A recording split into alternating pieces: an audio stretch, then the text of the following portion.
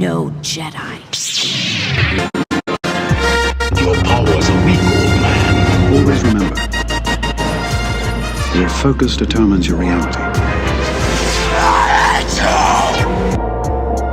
Hello there. General Kenobi! You don't know the power of the dark side. And welcome back to Disciples of the Force. It's your co-host Spencer, along with my beautiful friend Austin. It's been a lovely week. We've had some great times in the Star Wars universe. Austin's got a little bit of news for us, so let's talk about it. Yeah, not super great times based on this news. This is just a little bit of news that I think we may have covered. Hollywood Reporter reports that Lucasfilm has officially announced the release of 2 Star Wars films. Oh, we did talk about this, actually, because we talked about the 2 in 1 year. New release dates are May 22nd, 2026, December 18th, 2026, and then December 17th, 2027. But some newer news, the Star Wars New Jedi Order movie that's coming out that has Daisy Ridley returning as Rey. We got a little synopsis for that. Which, have you seen this, Spencer? I have not. Because I do kind of want to talk about it when we get a second.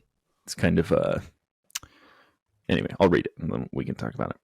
Okay. So it says, set roughly 15 years after Rey's victory over Palpatine at the end of Star Wars The Rise of Skywalker, the sequel delves into Rey's courageous endeavor to restore the Jedi Order, where she assumes the role of a mentor to 2 promising young students, a girl and a boy. As her training progresses, it becomes evident that the girl possesses extraordinary abilities destined to emerge as the future leader. So that's the new synopsis for that movie. I did actually read that. Yes, I did see that. I like how, it's like a lot of information, but kind of vague too. Like, yeah, I'm curious of where it's gonna go. You know what I mean? Yeah. Yeah, I just that makes it sound really bland. I wish I wouldn't have ever seen that synopsis, because here's why. The whole original story, whole original trilogy, it wasn't talked about much, but it was implied pretty heavily, at least in Return of the Jedi, that Leia was sensitive in the Force as well and had the potential to be just as strong or nearly as strong or even stronger than Luke. Mm-hmm. So you already have that boy-girl dynamic. And then you had the sequel trilogy, same type of thing with Rey and Finn that was teased and never really realized that, there's a boy that's sensitive in the Force and a girl that's sensitive in the Force and whatever, yada, yada. I just think it's kind of overplayed, especially for this, like a new Jedi in training. I don't know. Made me less excited about it, because I was kind of excited about it. And part of me that's wondering if they're doing this is because people wanted to see Luke rebuild the Order. That was like a lot of people who would have loved to see the sequels about doing that. And so I'm wondering if maybe that's why they're pushing towards that. But I agree. I didn't think of that at all. That you definitely have kind of beat that story to death with Luke and Leia and Finn being alluded to, never being confirmed. And maybe in this new a new movie that'll be explained. I don't know. We'll see. I didn't think of that. So you're a smart little cookie, and that's actually the only reason why I have you on the podcast, is for that reason. Sure. Thanks.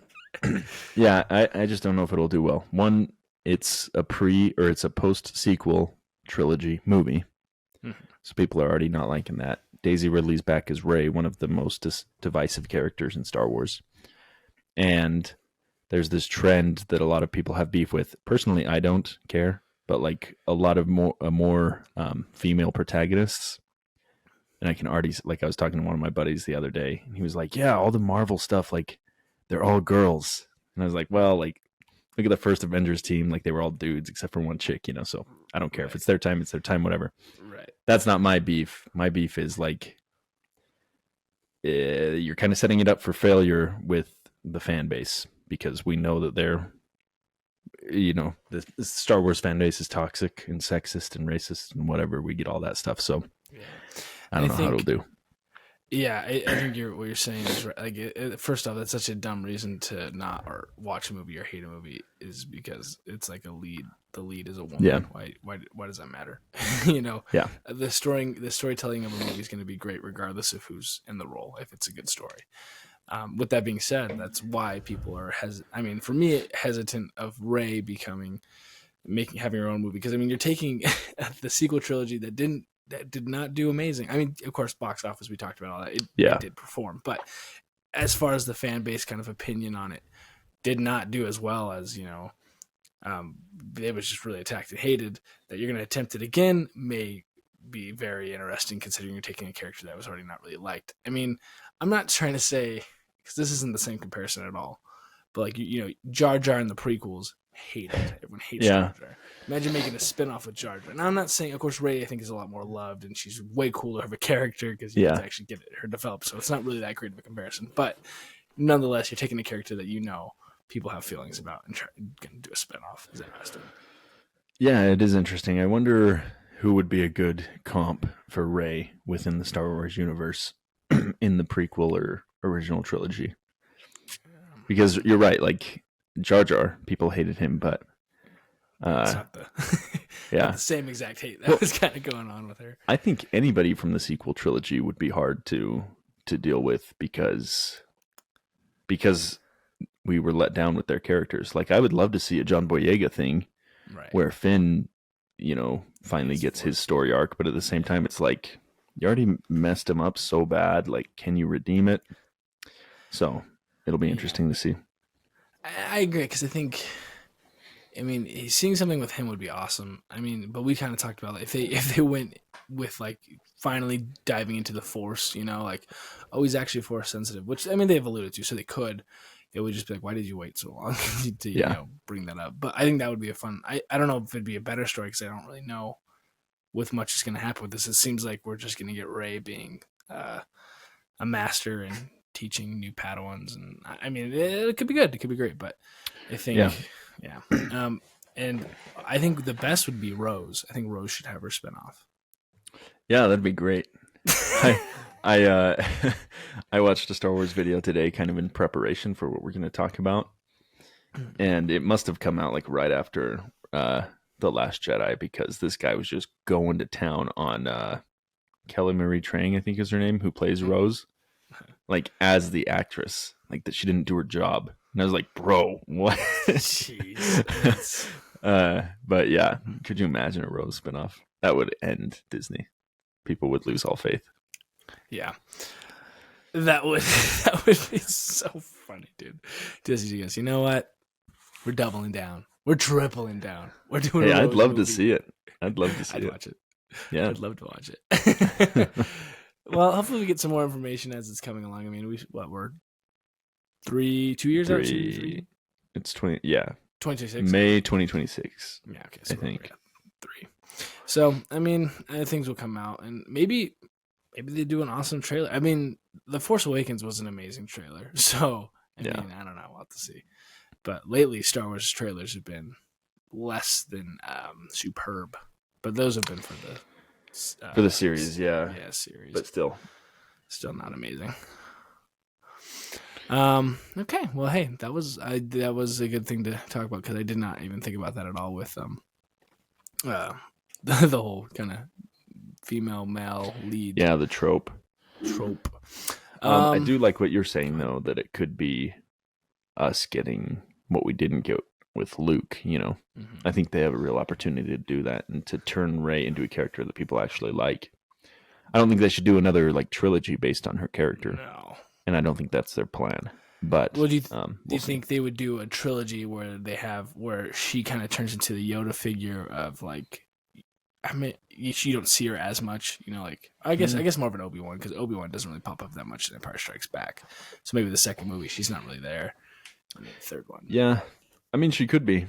I wasn't even thinking of that because I was thinking like she would be more of a Leia in the sequel trilogy where she plays a big part, but you don't see her that much. But I was like, it's way too soon to have her be that kind of character. But the Obi-Wan kind of archetype, I think that could work. Could work as well. So yeah, I'm excited to see it regardless. Yeah. My biggest thing when I watch this, I'm going to try not. I mean, we're 3 years out, but I'm just going to try not to have high expectations. But I also don't want to be overcritical of it. I just want to go in there and just enjoy it. Enjoy a Star Wars movie because we haven't been able to sit down in a theater and watch some good Star Wars content in years. Right. Swaggy. Well, anything else you want to say on that? No, that sounds good. I think we covered it. All right. So Austin and I were texting today, little messages as we do. We want to talk a little bit about the prequels and the 180 that the prequels have kind of done in these past years. So just, a little disclaimer. I mean, we're 24, so we weren't like when the first prequels are coming out, we were little babies, like that when Phantom Menace came out, we would been a 1, 2. I don't even know what. Did it come out in 98 or 99? I think in 99.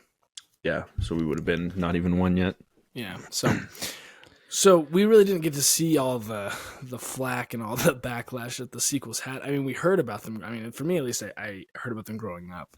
Mm-hmm. But in like watching them, I mean, that's just always what it was for me.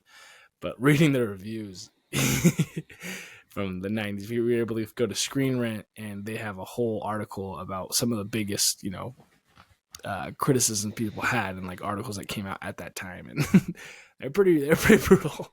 Yeah. I mean, some of them are relatively accurate. Like if they came out today, I think I would agree with those things. I exactly. I think that's exactly, because there's a lot. I was like, they're not wrong, but man, they went into it though. They wouldn't have said how I would have said it. Yeah. Let's see. So starting with the Phantom Menace, one that I clipped because I wanted to talk about it. Bro, share your screen. Share your screen. Let's check it out together. If you've got it pulled up, little boy. Yeah. Hey, here I am. Big boy. I mean. Hey, what'd you call little? All right, the Phantom Menace. It was. Let me see here. The Los Angeles Times one was the one I was wanting to look at. So the part that I wanted to pull out here was, I think it's the Gungan part. Yeah. So he said, the Gungan as a whole proved very difficult to understand, and when you make out what they're saying, you're in big doo-doo this time. You wish you hadn't. And I was like, that's an honest review, because it's like, yeah, they are interesting. I just thought that was funny. But another one that from the Rolling Stone. The Rolling Stone really went into them on this one. And I mean, remembering you're coming off of Return of the Jedi, you're really hyped about this. Mm-hmm. I'll just read it out here. It says, the actors are wallpaper, the jokes are juvenile. There's no romance, and this dialogue lands with the thud of a computer instruction manual. McGregor is saddled with lines like, I have a bad feeling about this, and Neeson must answer, be mindful of the living force, my young Padawan. Ouch. It is a coincidence. It is a coincidence that Phantom Menace and James Cameron's Titanic, whose box office record $1.8 billion worldwide, Lucas is chasing, were made by men with a poet's eyes and 10 ears. Oh, that was a question. Lucas, anyways. But the part that I was like, that opening line is very strong. That it's like the jokes are juvenile, there's no romance. But with that, it's like, I mean, A New Hope has some pretty juvenile lines. I mean, maybe not jokes, but like some of the dialogue is a little because I mean it's George Lucas, at the end of the day. George Lucas. Yeah, it's so funny. You go back and you watch these movies, and seeing it through a lens like that, the dialogue is horrible, and that's one of the huge things that takes me out of a movie. Is like unrealistic dialogue. Oh my gosh, horrible. On that, what was it? The first one you read? I don't know if it was LA Times or whatever, but they're going after computer generated, like the whole movie's computer generated, which to understand the hate these movies got, you got to understand the context of where digital filmmaking was at this time. Most films were still being shot on film, George Lucas was actively revolutionizing digital filmmaking at this point. So like he would have actors on these giant blue screens, and they wouldn't know what to do. Like they would be going borderline crazy because they're acting in front of a blue screen all day. But he loved it. Like he was so excited about the possibilities of digital filmmaking. And he even ushered in like movie theater showing movies in digital, because he leveraged the popularity of his Star Wars movies, saying, hey, you need to upgrade your technology so you can show this, which is amazing. So it's just really interesting looking back at that. That's a criticism that we always talk about, bad CGI and stuff like that, but computer generated stuff is a given today. And I feel like that doesn't really make it into reviews as much. Exactly. And you make a great point, because all the ones that I read, CGI was heavily attacked, but it was such a new thing happening. I mean, The Matrix was coming out as well, and that was using CGI. And like, it was just people were pissed. They didn't like it, or they weren't ready for it, which is understandable when you're going from, always being filmed on set with not any CGI, everything's practical effects, and then boom, you're hitting, everything CGI. And someone made a good point. I think it was in the second article about how maybe a lot of the reason some of this dialogue is hard, or like the acting is a little is exactly what you're saying. They're just in front of a blue screen. It's so hard to like get the vibe of something when you have nothing to go off of. I mean, not even a practical effect, And so I think that attributes to it too. But what George did was revolutionary. I mean, he pushed it to, I would say he's one of the biggest, advocates he is, but like one of the biggest reasons, we have it today the way we have it. And I mean, whether you hate that or not, I don't know. Also, sorry, look, you're going to say something. Go ahead. No, you're good. I was just thinking, it would also be impossible to act like, if you see the behind the scenes stuff with Jar Jar and what Ahmed Best had to like wear on his head. Could you imagine just delivering lines like normal with that guy sitting next to you? So I don't blame him at all. He's eating the food at like the dinner table. Yeah. Just trying to get through the lines, and he's just like doing all these goofy stuff. Insane. Sorry, I do have a quote here from George that explains partially explains why the dialogue is always so bad. He says, I'd be the first person to say I can't write dialogue. My dialogue is very utilitarian and is designed to move things forward. I'm not Shakespeare. It's not designed to be poetic, which is hilarious. Because it does get the message across in a cringe way. But it's not supposed to be poetry, he says, And I mean, that's one thing he owns up to. He's like, I mean, for what he's got, he's made an empire off it. I mean, he sold it for billions. So... Yeah. You can't hate on that. That's the thing about George Lucas is it's pretty well documented that he's a fantastic idea guy. Like between American Graffiti, Indiana Jones, he's always had these big, great ideas. But he's not really a great writer, and he's not really a great director. Yeah. And the lady who's going to be the showrunner for The Acolyte, she said something to that effect a couple weeks ago, and that's what everybody was up in arms about. She said something that like George made mistakes in the prequels, and he's not like the end-all be-all director, which I thought was just common knowledge, just common sense that, George, he's made some of my favorite movies, but he's not necessarily like in my top 10 directors. No, not by a long shot. Yeah, and she said something to that effect, and everybody was just tearing her apart. It's like, I mean, get with it. Watch a few movies, because George is not some magician. His ideas are. Exactly. It's not the magic. So his ideas are what, that's what Star Wars is. That idea is so awesome and cool. But hey, you look at some of the camera shots that he chooses to do or whatever, and you're like, it's could have done. I don't know. You could definitely tell, because if you watch a movie that's really done by a really amazing director, it's night and day. Like, oh wow, this is really good. So that's funny. I didn't realize people were so mad about that. But I mean, we do love George Lucas, but you should never think he's the best director of all time. I mean, he's created the universe of Star Wars, and he's so smart and very innovative, but he's got his weak points. Yeah, he really does. But he does have some, flashes in the pan as well, even with that kind of stuff, like cinematography and things like that. Some of the shots that he does are really beautiful. Like there's that one in Revenge of the Sith where Anakin like turns around with a tear in his eye, and it's meant to be an allusion to this portrait of Lucifer, like the fallen, angel. So he has a lot of great things like that, and he can and he can do that every once in a while, but consistently, he's, not the best director out there. I think that's what we're saying. Yes, exactly. It's not to say that he's bad. Clearly he's not bad, because if he was bad, I couldn't do what he does. Yeah, no way. Yeah, so he definitely is a good director. He's just, we're saying, not the greatest of all time. Mm-hmm. So, and then I do want to dive into the Attack of the Clones, because I think this is where some of these really got. Because I think they were pretty chill when it came to the Phantom Menace, because it was 20 years or whatever, no Star Wars. You have Star Wars, people were excited, and then you have this one right after, when you're bringing in Hayden Christensen, and people are they ain't about it. The one that I wanted to quote here, I have it in my notes. Let me grab it here. It's by IGN.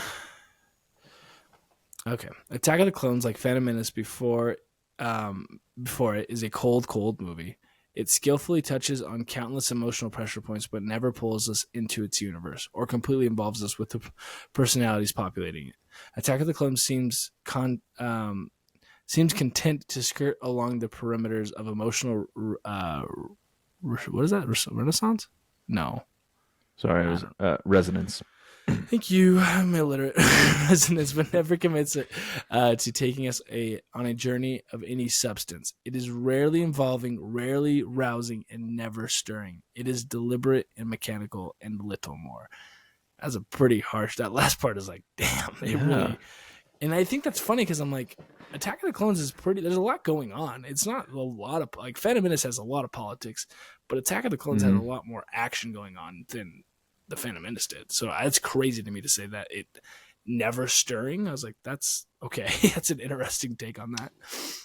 Yeah, that is interesting. I'm just trying to put this in the context of like a movie that I would enjoy watching today, because all the romance scenes, like on Naboo in Attack of the Clones, get to me hard, but I think that's all nostalgia. But and the dialogue's really clinky there. You really notice it when Anakin can't articulate himself. But that is pretty harsh. That's pretty intense. Yeah. And, when he kills all the sand people, I get that the delivery to Padme when he's like, "I killed them all like animals," I get that that's a little off, but there are genuine emotional beats within that movie. So that is a pretty harsh critique. Sorry, you cut out there. All I heard was critique. What were you saying? I was saying there were some genuine emotional beats in that movie. Yeah, it's true. It's mechanical. Yeah, super. Granted, I don't know that maybe this is. I don't know where they're coming from, because maybe they grew up on the original trilogy, so maybe that's where a lot of this hate's coming from. But one of the ones that I agree with 100% is Los Angeles. We'll never see another Star Wars, no matter how much we want to, and we want to very much. The plot is standard, and the dialogue, even for something intended for young people, is curiously flat. It ranges. I don't even know how to say that word. Anyways, which is very true. For those people at this time, what Star Wars was to them, going to the theater and seeing all these special effects, lightsabers, that's so crazy, right? And then going to get more of it, for them, that older generation, it's never going to hit like that. It's never going to be the same, feeling they had. And they're not wrong with the plot. Not the plot. The dialogue is very, very flat, and I think that's going to be that's what they always talk about. Well, and they have a great point. I can't imagine being. I was alive at that time, and I think I saw Attack of the Clones and Revenge of the Sith in theaters. I probably wasn't conscious at that point. I was still stupid and little. Right. But I can't imagine watching those movies and being like, wait, where is this leading to? After, at the very end of Attack of the Clones, when the actual clones are introduced and there's that battle on Geonosis, you can probably look at that and be like, oh, these guys are going to be stormtroopers eventually. Right. But I totally understand where it's like, oh, this is supposed to be a trilogy. It was planned to be a trilogy from the beginning. That's how it was advertised. So the first two movies suck, and you're like, wait, there's no redemption for this third movie. There's no way this can... Because I genuinely genuinely believe, even with my nostalgia, that Phantom Menace and Attack of the Clones are worse than all three of the original trilogy. Do you agree? I can't remember where you've ranked it. I mean, where my ranking is with the original trilogies what we're talking about. Yeah. Oh, then yes. Sorry, I thought those two stacked against the original. Yeah. Yeah. No. Yeah. They definitely fall flat. I mean, I love them, but yeah, they definitely are low. Yeah. So I don't know. That's my point. Is like I get where they're coming from. I totally do. But you're right. Well, along with that, this last one I think makes a pretty sound argument. So Star Wars Episode 2, Attack of the Clones, could be the worst movie ever made, and it would still have the faithful rallying around the Lucas franchise, which is pretty I mean, that's like, I mean, I know people hated it, but people were still like, it's Star Wars. I love Star Wars. I'm not going to not go see it. You know what I mean? Like, it didn't have people just turn away from Star Wars entirely, which is true. And then let's see here. This is the crazy one. Against that army of formidable opponents, it seems like a waste of breath to point out the flaws in a movie that isn't really a movie at all. Damn. And there's another part right here. He says, truncated sequences that don't string together into a coherent story, dialogue that may as well have been cobbled together out of pieces of wood instead of words, love scenes shot to look like douche commercials. This is a fantasy with no poetry in it. I was like, wow, damn. This guy had a bad day. I know. I wish I could be that creative with my movie reviews. I can't even think of anything like that. Yeah, it was good. I was like, wow. But I think to that first part, he's got a point that, I mean, like, whatever he's going to say isn't really going to do much against. I mean, yes, maybe Star Wars fans don't like it, but they're going to watch it because it's Star Wars. Yeah, and I mean, it must have been so cool at that point. Like, you're watching Luke and Leia's parents fall in love. Like, you're seeing the human side of Darth Vader. I mean, that's cool. And it's like, if you were a true fan, of course, maybe you're thinking, oh, these movies kind of suck, but there are gems in it like that. So, yes, I don't know.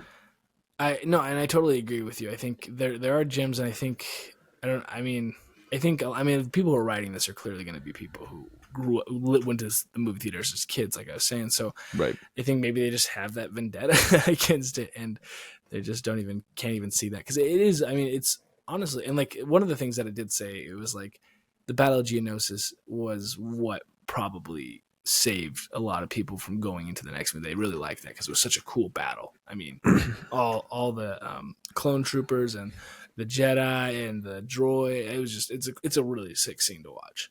Yeah. So, and you get Jango Fett getting his head chopped off, which is the origin of Boba, and you're like, oh, this is cool. That whole gladiator ring portion of the movie, that I love that still. Yeah. When I was a kid, this was my favorite Star Wars movie, Attack of the Clones,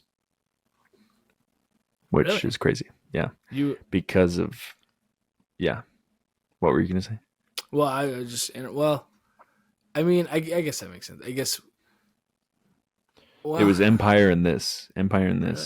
But I was it's probably because I really liked the snow troopers that are in like two shots in Empire and the AT-ATs or AT-ATs. And I really liked the like monsters in the gladiator ring in Attack of the Clones. And I loved Natalie Portman's midriff as well. So yeah, that's a good point. That's what did it for me. That probably would put it at the top, wouldn't it? Yeah. Well, and so a real quick thing. I mean, yet again, they're attacking the dialogue, which but it's funny to me because in my mind, when I think of 2000 movies in the 2000s, I always they have bad dialogue. I watched 10 Things I Hate About You. It is just like, ugh. With Heath Ledger. Yeah. I watched another Heath Ledger movie yesterday. Was it Batman? Brokeback Mountain. You'd love it. It's a great movie. It's like a 4.5 for me. I heard it is really good, but I just always think of the Family Guy scene of the horse poking his head when the horse licks at the tent. Yeah. But what I was gonna say is, so I mean, I always imagined just that time period, movies dialogue isn't good anyways. Like, it's kind of like the like when you watch a movie from the 20s and the 40s, and they have like the transatlantic accent. Yeah. And you're like, what, did everyone talk this way? And so I just kind of thought in my mind that was the era. But I guess from these reviews, that was not the case. That dialogue was good. And then I guess looking back, there's other movies. Because I think when I think of the 2000s, my mind goes to rom-coms and Star Wars. And so I think those are pretty on par with each other with the kind of dialogue you're getting out of those. Well, here are a few other movies that came out that year that I've seen personally. So Lord of the Rings, The Two Towers. That's pretty great movie. Catch Me If You Can. Starring Leo. Gangs of New York, also starring Leo and Daniel Day-Lewis. 8 Mile came out that year. Spider-Man, the first one, came out that year. Well, so those are pretty... Yeah, well, like Spider-Man's got some clunky dialogue as well. Yeah. But those other ones for sure. I mean... Yeah. Gangs of New York has got some great, so... Yeah, so when you look at it in that context, it's like, that makes sense why this stuck out as a bad movie. But, I mean, still, even so... What was I gonna say here? Okay, and then Revenge of the Sith. There's some of these that were really super interesting to me. So the picture we're just trying to paint is what people were feeling like when these came out. Like they were just not well received, although they did well in the box office. But they were just like people hated them. This one was a crazy one. Let me share my screen.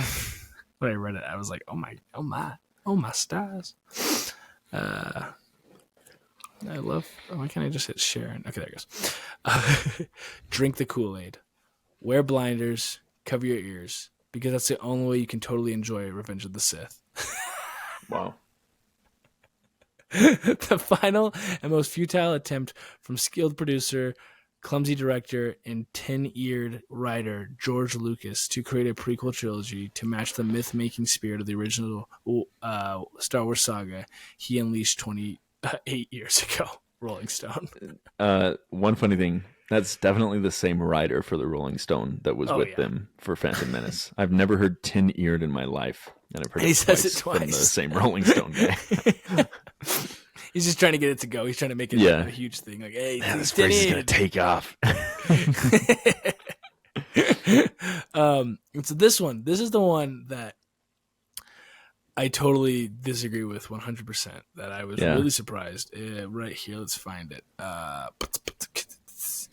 Okay. The action scenes are overlong and unexciting. And if anyone needs to take a bathroom break, go during a lightsaber duel. They'll still be fighting when you get back. Wow. Some of the think about the opening to Revenge of the Sith. Think about when they're going to save Palpatine and they're going against Count Dooku. I mean, that's action packed. What do you mean unexciting? What do you mean unexciting? Like, that is a crazy word to use. I can say overlong, fine. Maybe you thought they were a little long, but unexciting is an interesting word, I think. Anyways. Yeah, that is really interesting. Yeah, I mean, I don't really agree with that either. But to their point, I think it still is. It was for a long time, at least. The duel between Obi-Wan and Anakin on Mustafar was/is the longest sword duel in cinema history. So, for a good reason. Yeah, for a good reason. So that makes sense, I guess. Right.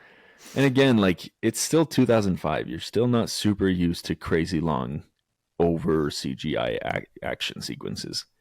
So, if you're still not into that, that battle over Coruscant, the ships and everything, is going to drive you crazy. You know? I guess that's true. So I guess that makes sense. But again, I don't agree with it. I think this has the best action out of the whole all 9 of them. 6 and 9. Because I mean, exactly. That's exactly what I thought of when they said unexciting. I'm like, I mean, go to Empire Strikes Back when Vader and Luke are fighting. Like, it's awesome. It's a great scene, but the choreography isn't amazing. Or if you go to Return of the Jedi and it's a great, impactful. I love watching it, but it's it's not on par with what you see in Revenge of the Sith. No, yeah, that's a great point. I mean, I sent you that video the other day, where in that duel in Empire, when Darth Vader realizes that Luke doesn't have a good understanding of the Force, and he like drops his blade and just keeps force pushing stuff at him, and Luke like can't dodge it, just keeps getting hit. It's like, man, if that's the fighting you're comparing to, I'll take Revenge of the Sith all day. That is super funny. That's such a funny thing. He's just like, oh, this guy doesn't know the Force that well. I'm just gonna throw shit at him. And then the last one here, this one I didn't think about, but looking back, I'm like, that's a good point. Anakin / Vader turns out to be dude, I hate words. What is this? Petulant wuss, a brat who chooses evil because he didn't get the Jedi promotion he wanted, which there is more to it, of course, but that's a good point. But pretty funny, yeah. That's a pretty funny point. Like, okay, I guess you're right. He didn't, like, watching the movies, you're like, his turn isn't like, I don't know, like, yeah, I didn't get my promotion. I want to save Padme. Those two biggest reasons.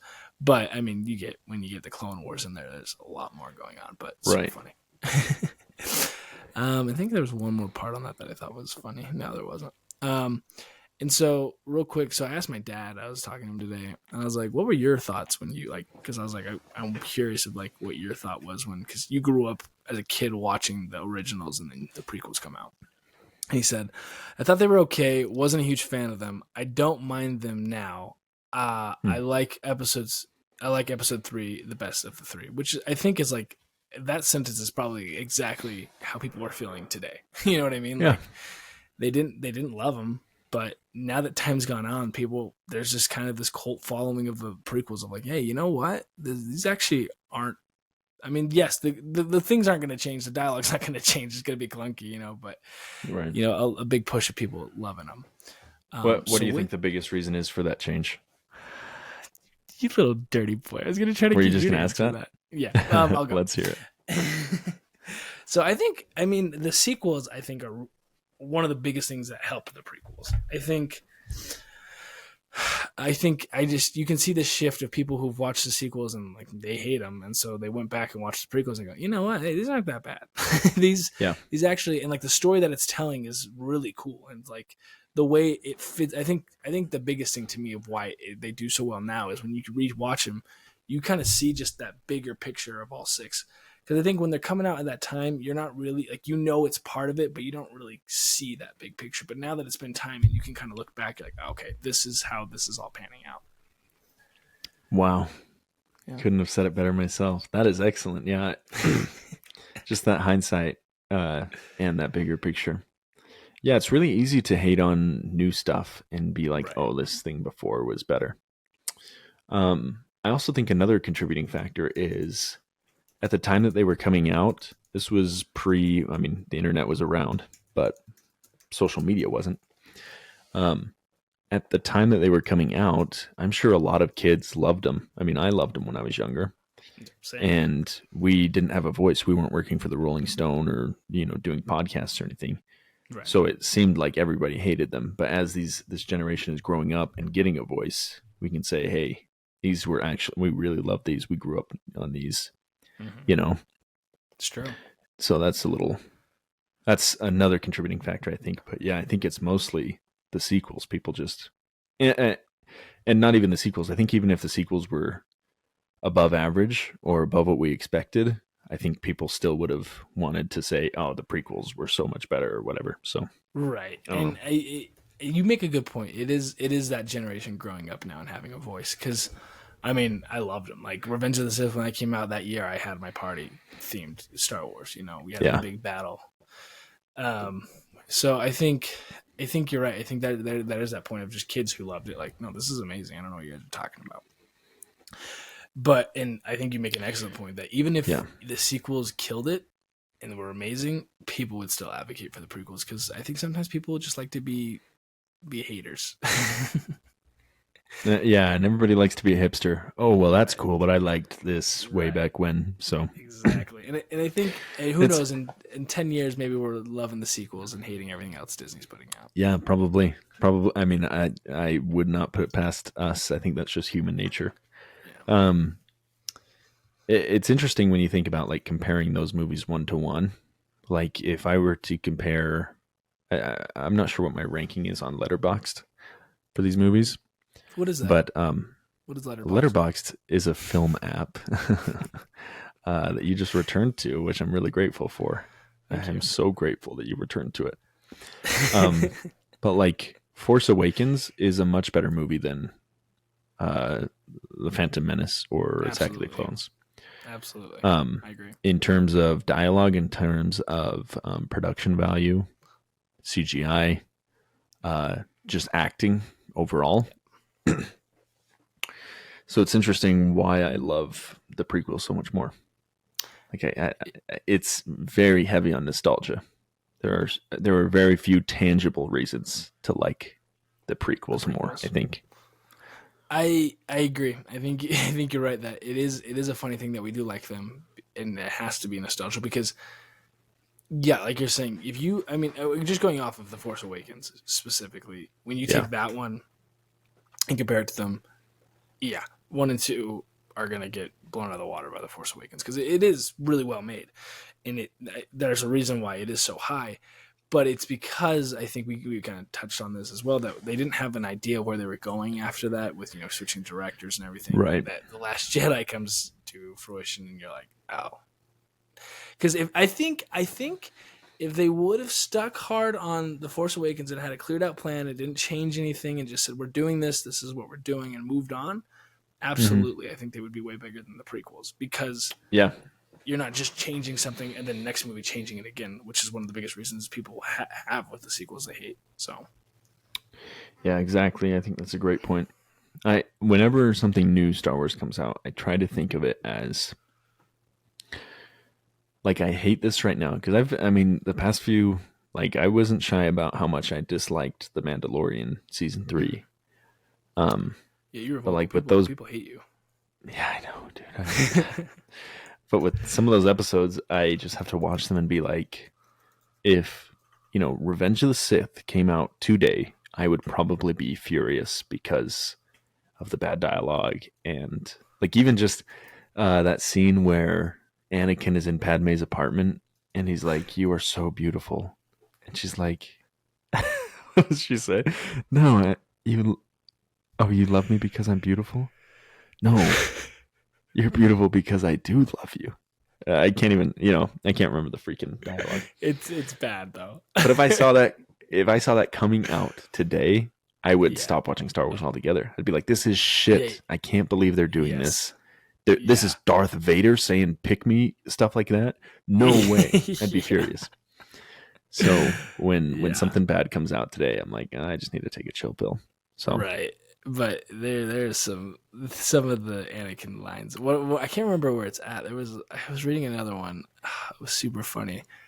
I think it might have been this article we were just barely reading, but it's talking about how bad the dialogue is, and it's like pointing out all of them. That one, and then at the very end he goes, "Go ahead and recite what Anakin says about sand. I guarantee you can do it." I'm like, everyone quotes that thing verbatim all the time because it's one of the funniest dialogue. What?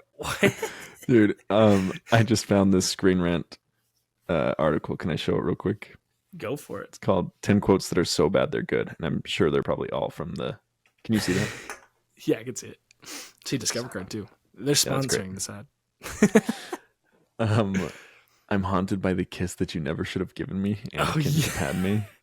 Cringe. Now this is pod racing. That one's just funny. I just like that. That's not bad. That's my favorite one. It's pod racing. Believe me, I wish that I could wish away my feelings. I mean, that one's never stuck out to me. That one's kind of funny. But it is. I've never noticed that one either until I just read that. Right. Ooh, icky poo, Jar Jar Binks, the Phantom Menace. I mean, everything Jar Jar says about poodoo and hoodoo, I hate that. Do it. That one's always kind of stuck out to me. I hate the way he says that. Do it. And it's been memeified, which is funny. To be angry is to be human. Padme Amidala. Yeah, dude. She's a big brain thinker, dude. Don't come at her. She is, dude. This one's dumb. This is freaking. That one is. And then John Boyega goes to town on it. Like, that's a stupid line in and of itself. Yeah. I mean, every actor in that scene has talked about how stupid that was. They fly now. They fly now. They fly now.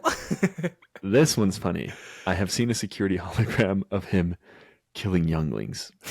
Legend has it, Ewan McGregor was laughing delivering that line, and that's why he covers his mouth right there. Let's see. Yeah, delivery is just hysterical. In the take, Ewan McGregor can visibly be seen covering his mouth to hide his laughter, which is so funny. Killing younglings. Here's the I don't like sand. You love that one. It's my favorite one. It's the best. Somehow Palpatine returned. We've talked about that one. Yeah, which I'm kind of surprised. I thought there would be. There's some other ones. Freaking one where you're beautiful because I love you or whatever. I want that one. I'll find it for next episode and I'll recite it. Another one that was actually that. Now that you bring that up, I gotta find out where it is. Shoot. So while you're looking for that, Spencer and I are planning next episode. We're gonna do a little cosplay. Spenny's gonna be Padme, and I'm gonna be Anakin, and we're gonna do that whole scene. We're gonna read the lines. Okay, yeah. I'll do it.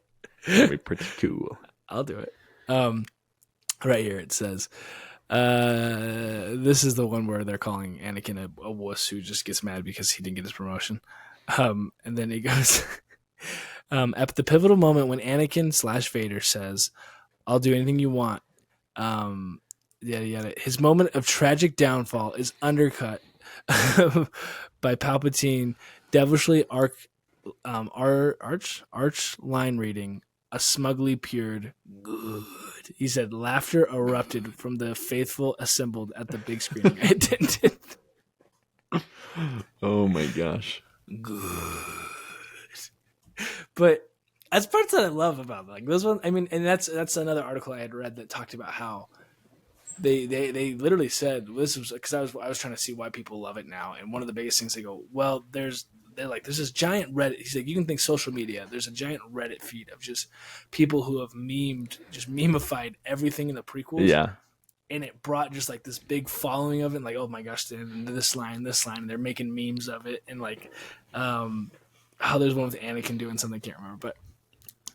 And they said, and they go, that's like one of the biggest pushes to bring back Ewan McGregor and Hayden Christensen back to the big screen because of all these things because people are like, oh, we love him. Like silly lines, but we love him. I want to see him again, you know? Yeah. And it's not very fun to meme on a movie that's, 40, almost 50 years old now. Right. From the 70s, 1977.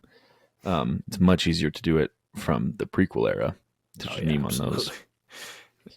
And like you said, maybe in a couple of years we'll see the memification of the sequel trilogy, and we'll all appreciate it more because of it. Yes, we'll see. In the Star Wars universe and fandom, it would not surprise me. Oh yeah. Shoot! Oh, come on, I can't find it. Dang it!